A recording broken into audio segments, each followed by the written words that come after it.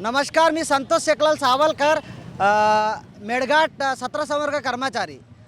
आमची एकच मागणी आहे का प्रशासनाला आम्हाला कायमस्वरूपीची नियुक्ती द्यावी।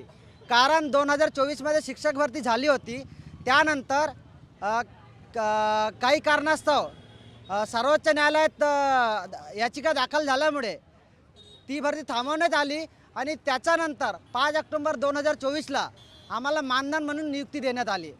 परंतु मानधन वर आम्ही काम करत असताना आम्हाला 1.5 वर्ष होऊन राहिले।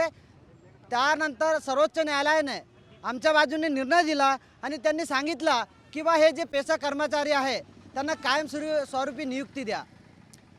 त्यानंतर 11 फेब्रुवारी 2026ला एक GR आला आणि त्या GR मध्ये स्पष्टपणे उल्लेख केला की बा हे जे मानधनवर जे कर्मचारी नियुक्ती आहे त्यांना कायमस्वरूपीची नियुक्ती द्या।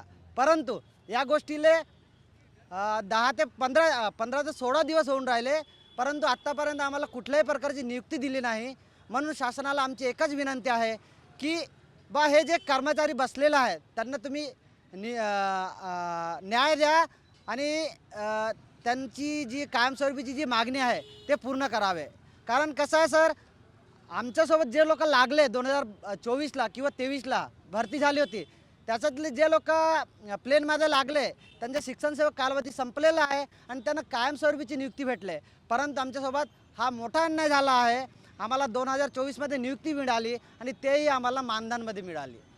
तर शासनाला एकच विनंती आहे की शासनाने आमच्या मागण्या पूर्ण करावा अशी आम्ही अपेक्षा बाळगतो।